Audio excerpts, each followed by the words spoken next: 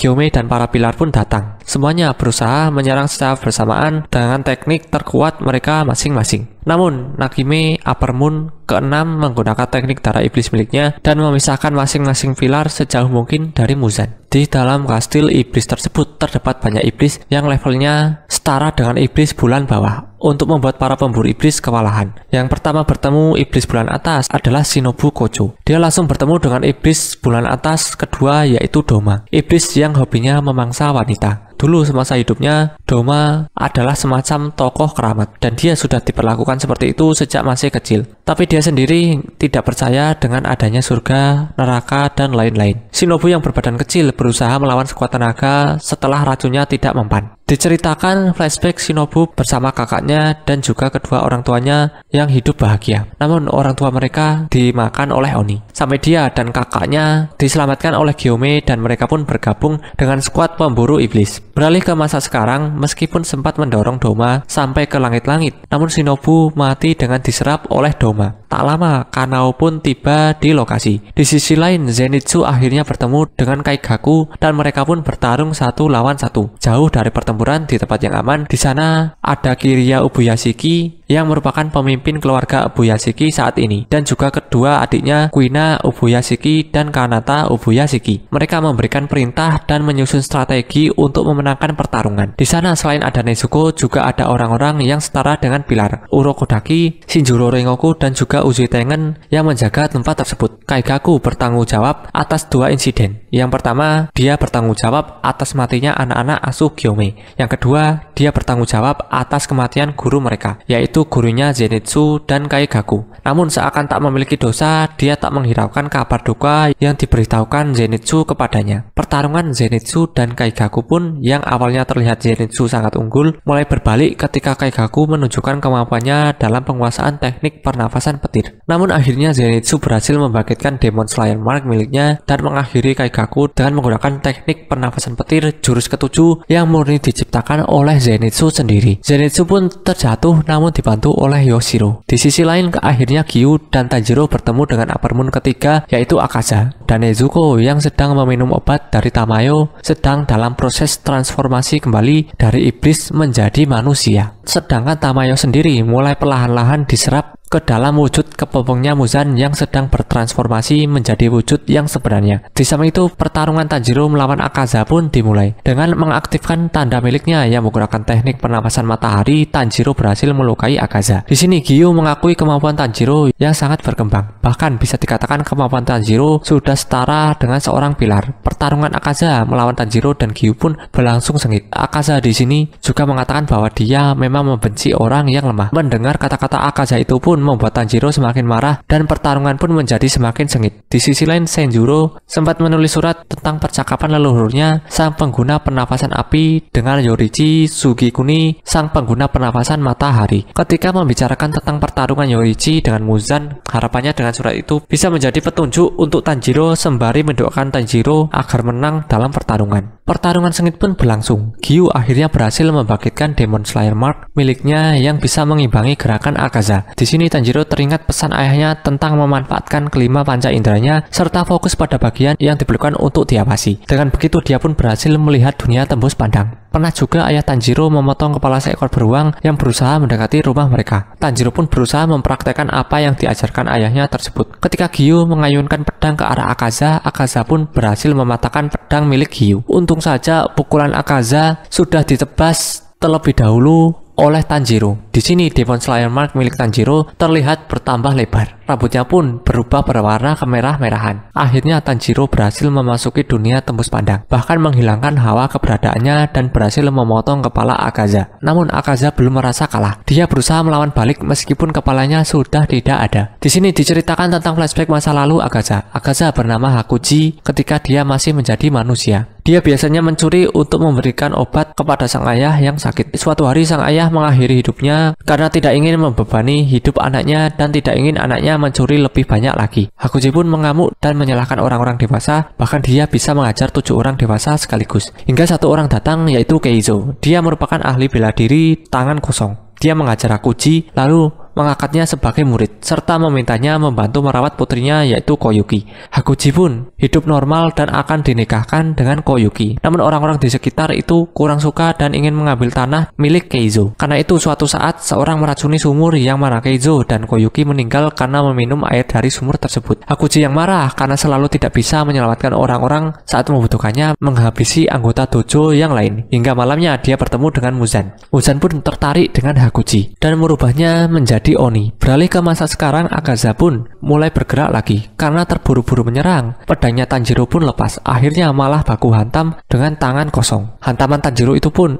mengingatkan Akaza akan sosok gurunya dan juga pesan terakhir dari ayahnya. Dia pun akhirnya pasrah dan meledakkan diri. Akaza pun mengaku dia sudah kalah saat kepalanya pertama kali terpotong oleh Tanjiro. Di saat-saat terakhir, Akaza dihadapkan oleh dua pilihan, mati atau tetap hidup. Sel-sel Muzan pun berusaha mempengaruhi Akaza untuk ingat akan ambisi menjadi lebih kuat. Namun Koyuki menghentikan ambisi Akaza tersebut dan akhirnya Akaza pun mati. Tanjiro dan Gyu pun pingsan. Pertarungan berganti ke Kanao melawan Doma. Setelah mengatakan sesuatu yang menyakitkan, pertarungan Kanao versus Doma pun dimulai. Tapi pertarungan terasa berat sebelah. Bahkan pedang Kanao bisa direbut dengan mudah. Hingga Inosuke datang. Inosuke marah karena Shinobu dibunuh oleh Doma. Inosuke pun bergerak dengan sangat cepat dan berhasil merebut pedang Kanao kembali. Di sini bahkan Inosuke menunjukkan teknik terbarunya yaitu pernafasan binatang taring ke-9. Doma pun merasa pernah bertemu Inosuke. Ternyata Inosuke adalah anak dari salah satu pelayannya yaitu Kotoha. Kotoha selalu disiksa oleh mertua maupun suaminya hingga dia kabur dan diterima oleh Doma. Awalnya wajahnya sangat mengerikan karena bekas penganiayaan hingga dia disembuhkan oleh Doma dan ternyata wajahnya sangat cantik.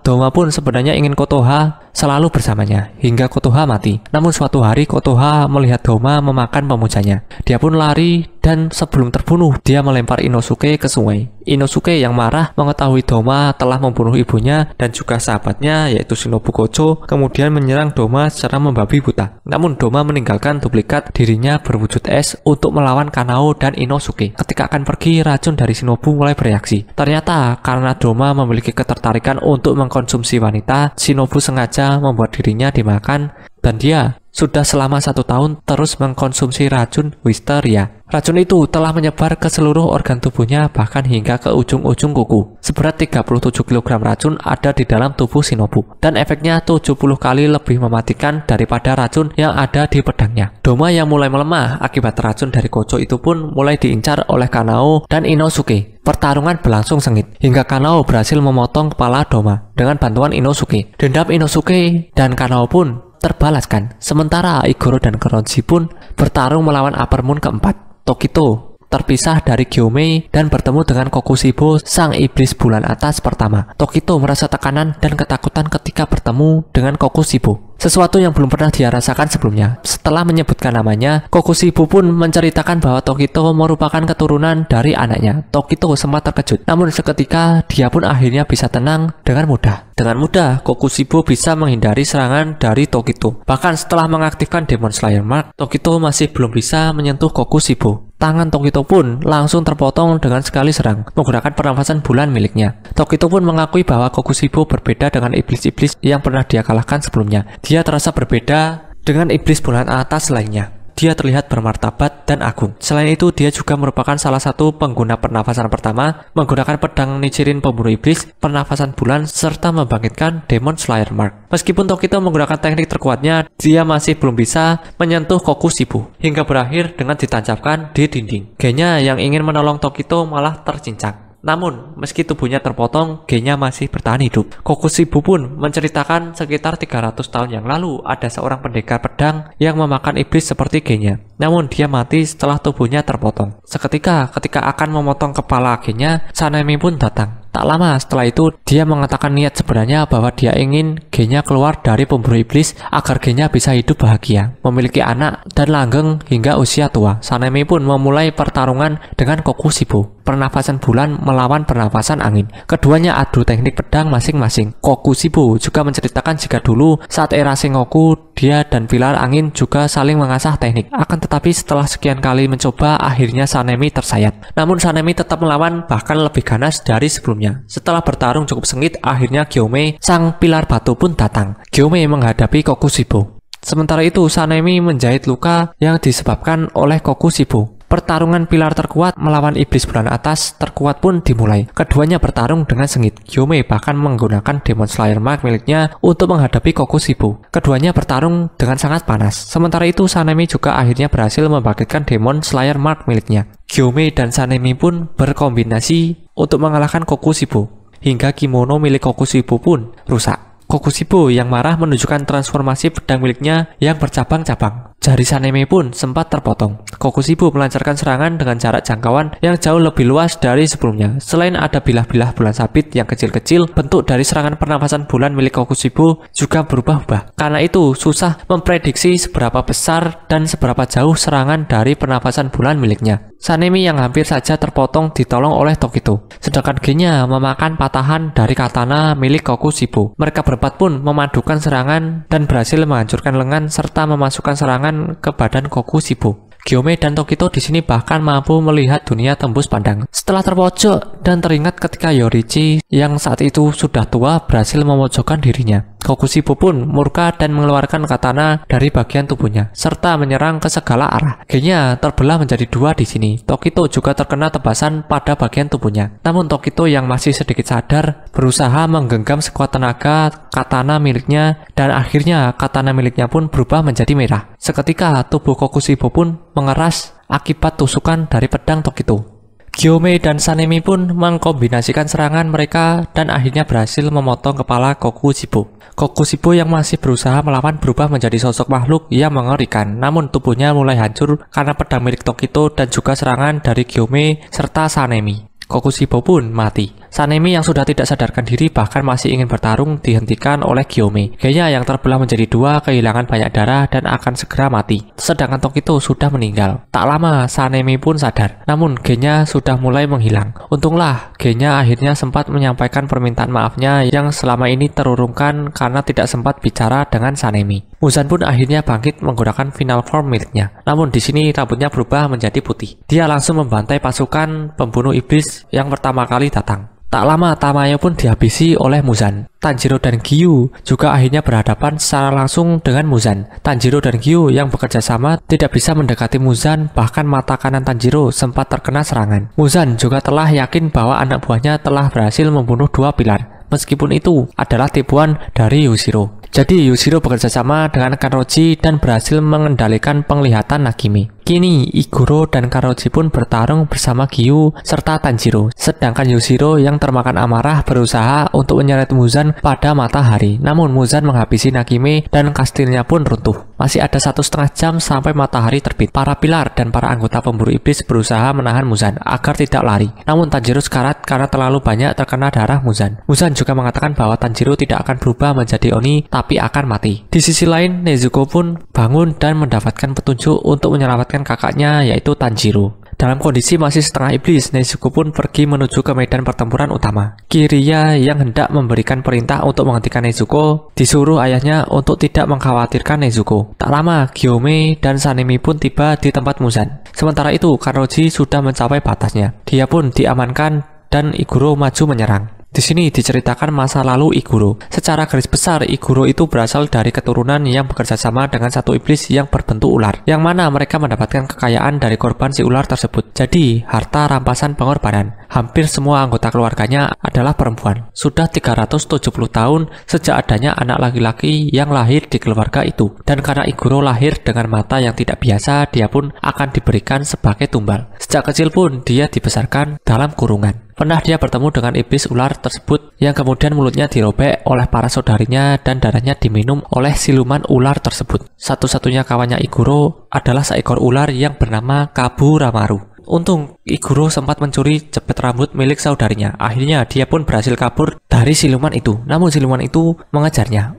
Untung dia ditolong oleh pilar api saat itu, yang merupakan ayah dari Kyojuro yaitu Shinjuro. Justru saudarinya itu menyalahkan Iguro karena kabur. Karena Iguro itu kabur, jadi saudarinya yang lain itu dihabisi. Padahal seharusnya yang jadi pengorbanan itu Iguro. Kembali ke masa sekarang, pertarungan berlangsung sengit. Racun mulai menyebar ke tangan para pemburu iblis. Mereka pun mulai kesulitan menggenggam pedang. Untung ada kucing Tamayo yang datang dan menyuntikkan obat. Untuk sementara, obat itu bisa menetralisir racun. Dengan begitu mereka bisa bertarung lebih lama. Iguro yang berhasil membangkitkan Demon Slayer Mark di badannya menggenggam katananya erat-erat seperti Tokito, hingga katananya pun bisa berubah menjadi merah. Namun Iguro hampir saja pingsan karena terlalu fokus untuk mengubah katananya menjadi merah. Untunglah bala bantuan datang. Inosuke, Kanao, dan Zenitsu pun bergabung di pertempuran. Dengan datangnya mereka, Gyome memiliki waktu sepersekian detik untuk membenturkan kedua senjatanya dan warnanya pun berubah menjadi merah. Selain itu, Inosuke juga membawa banyak kertas mantra. Dengan begitu mereka bisa berbagi penglihatan. Tak hanya itu, Tomioka serta Sanemi juga membenturkan kedua pedang mereka, dan pedang mereka berdua berubah menjadi merah. Sekilas para pemburu iblis terlihat lebih unggul, namun beberapa saat kemudian mereka langsung dikalahkan semua. Yang tersisa hanya Kanao. Seketika itu Tanjiro pun bangkit dan menolong Kanao. Setelah disuntikan obat dalam dosis yang besar oleh Yushiro, pertarungan Tanjiro melawan Muzan pun dimulai. Tanjiro yang telah mendapat petunjuk akhirnya paham bahwa dia harus mengulang ke-12 jurus pernafasan matahari untuk menciptakan jurus ke-13. Karena Tanjiro sudah terinfeksi racun dan juga sudah terluka parah, gerakannya pun melambat. Namun di sini untungnya Muzan juga melambat. Dia akhirnya sadar kenapa rambutnya tidak kembali menjadi warna hitam, tapi berwarna putih. Setelah melihat ingatan Tamayo, Muzan baru mengetahui bahwa ternyata ada obat lain selain mengubah iblis menjadi manusia. Jika obat tersebut gagal, maka efek lainnya akan lebih kuat, yaitu penuaan. Muzan akan bertambah 50 tahun dalam 1 menit. Dan karena obat itu sudah beberapa jam yang lalu, maka usia Muzan sudah lebih dari 9.000 tahun.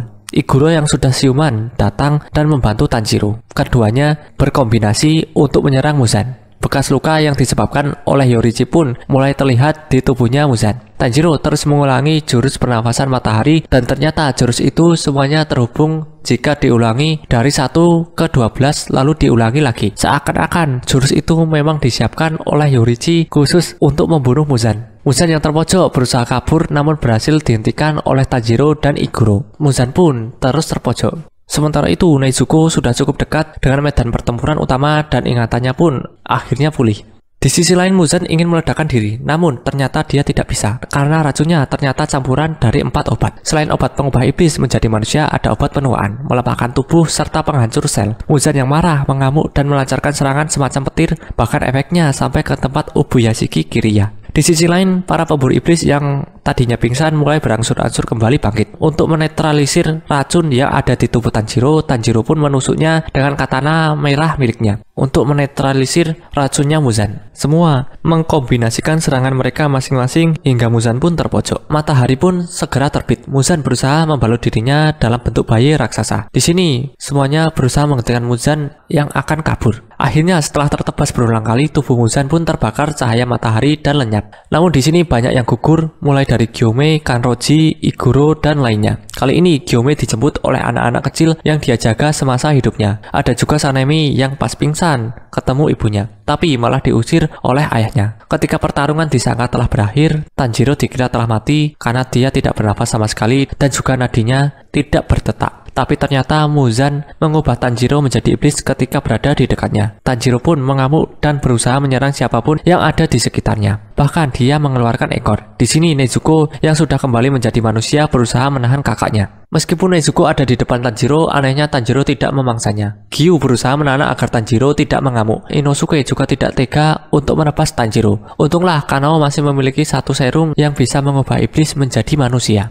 Kanao pun mengorbankan 1 matanya yang tersisa dan menyuntikkan serum tersebut kepada Tanjiro. Tanjiro pun akhirnya berhasil lepas dari kendali Muzan dan sadar kembali sebagai manusia. Pertarungan ribuan tahun pun usai. 3 bulan berlalu setelah pertarungan puncak. Tanjiro pun menjalani pemulihan. Namun mata kanannya telah buta dan tangan kirinya tidak bisa digunakan. Setelah menyampaikan salam perpisahan, Yushiro pun pergi. Hari itu juga pasukan pemburu iblis resmi dibubarkan. Dari semua pilar, hanya pilar air, yaitu Gyu, dan pilar angin, yaitu Sanemi yang tersisa. Keluarga Ubuyashiki juga sangat berterima kasih atas kontribusi serta dedikasi mereka. Kawan-kawan Tanjiro pun berangsur-angsur datang untuk mengunjungi Tanjiro. Inosuke juga mulai dekat dengan Aoi.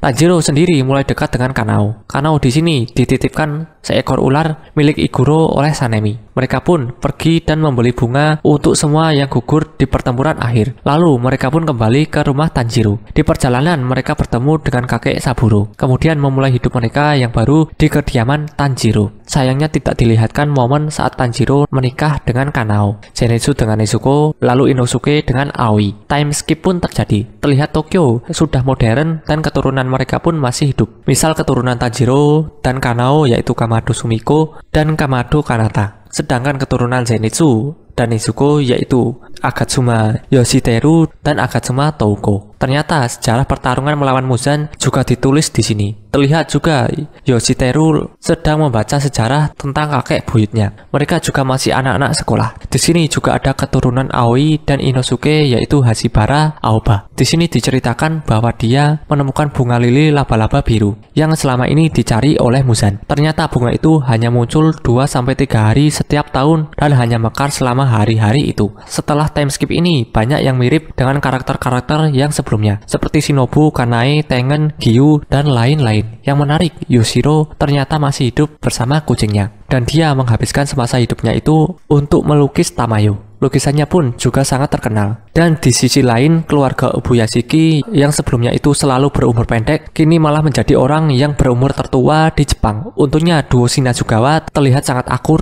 dan keduanya jadi polisi. Di masa ini, kawan akrabnya si Sumihiko adalah Toujuro Rengoku. Lalu ditutup dengan diperlihatkan anting Hanafuda warisan Yorichi, katana Tanjiro, serta foto yang memperlihatkan para anggota pemburu iblis yang masih hidup. Kimetsu no Yaiba pun tamat.